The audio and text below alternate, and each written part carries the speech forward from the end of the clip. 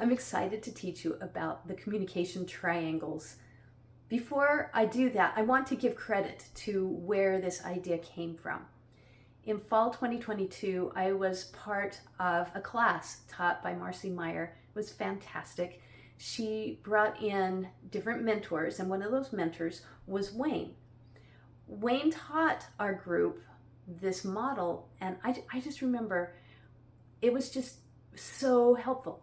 And I remember thinking, whoa, why hadn't I ever thought of this before? This is right.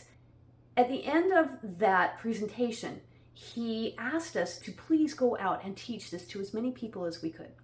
So later I taught it to a handful of friends, and then I taught it to another group and another group. It was life-changing. They really wanted to embrace and understand how to apply this in their life.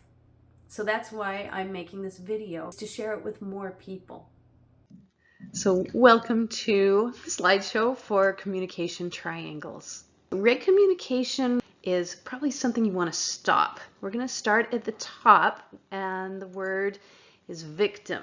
We've all had that experience, either feeling like we're a victim or watching somebody else that you're like, wow, they really think that things are bad. And there is a certain way that you communicate when you're feeling victimized.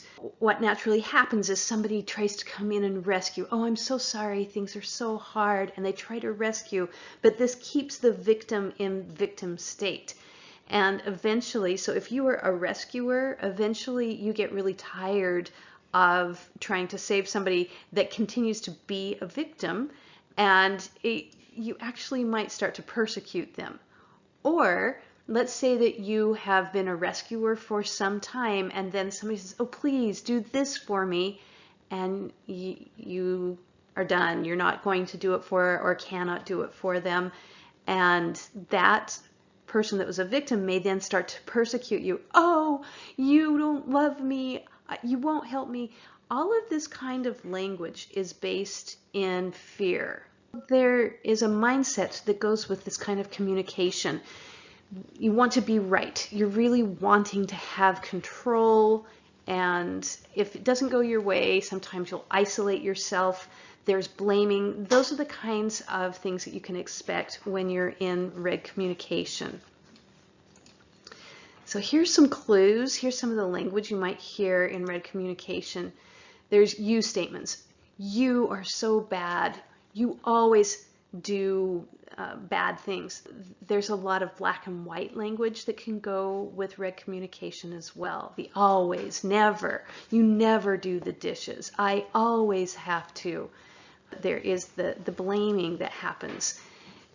There is a sense of always disagreeing, wanting to find a reason to disagree. So somebody says, oh, sometimes I do the dishes. No, you don't. So there's that feeling of disagreement. Burning bridges. You throw out the whole thing, like, fine, if I can't do it this way, then forget it. That's kind of a burning bridge type of communication. And there is a sense of taking power, like you don't want anybody to have power. You want to take all of the power if you're in red communication, and the person you're talking to wants to have power as well.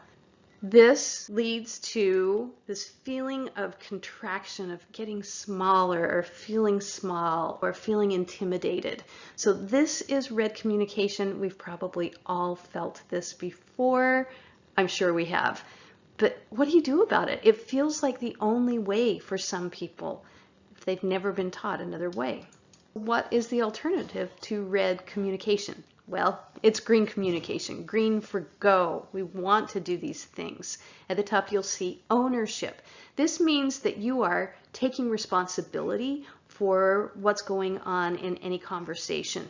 You are looking for your part. What can you do? But that doesn't mean that you're letting somebody just roll over you or get their way every time.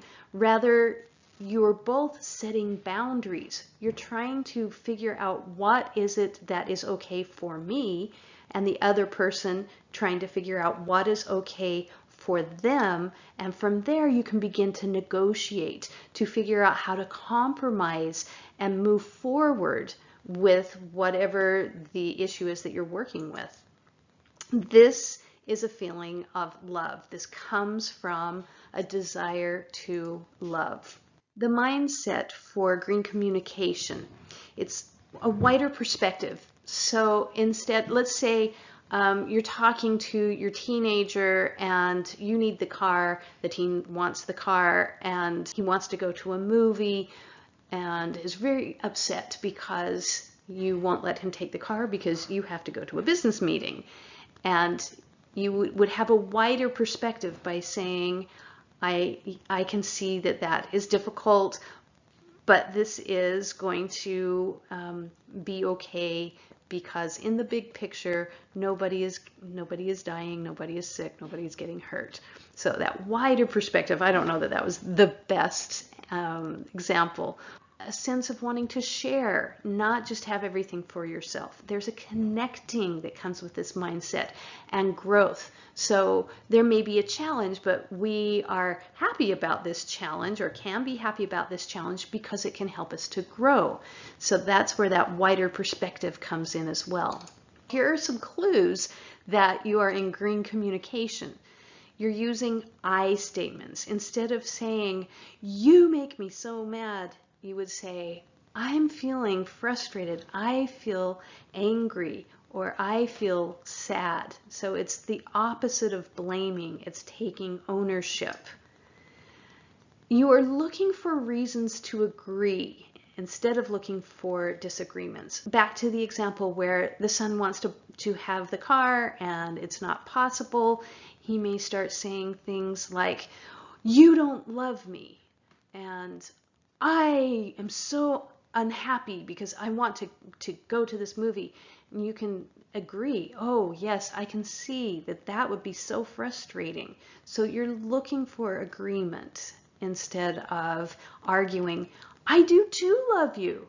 It builds bridges instead of saying, "Fine, be that way, go to your room." That's going to be cutting off the bridge. You're going to not build a bridge that way.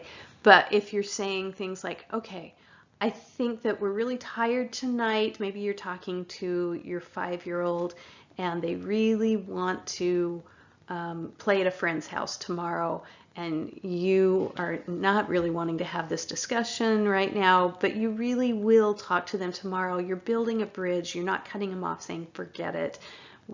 You're allowing further negotiation.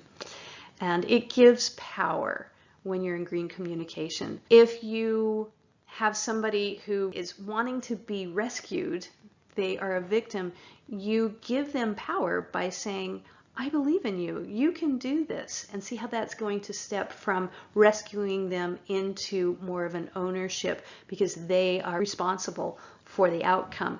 So something like, "Well, what do you want to do? How can I help you get what you want?" That gives power. And this leads to a feeling of expansion. It feels bigger, like there's more space, we have more options. So green communication helps in that way. That's the nuts and bolts of red and green communication. Hopefully that can help you start thinking about the way that you talk to people and try to slide from that red communication into the green communication way more often. I hope this presentation has been very helpful for you. And if you want to learn more, just click around on the website, get started with the free course. I'd love to meet you and see you maybe in a retreat or on a call.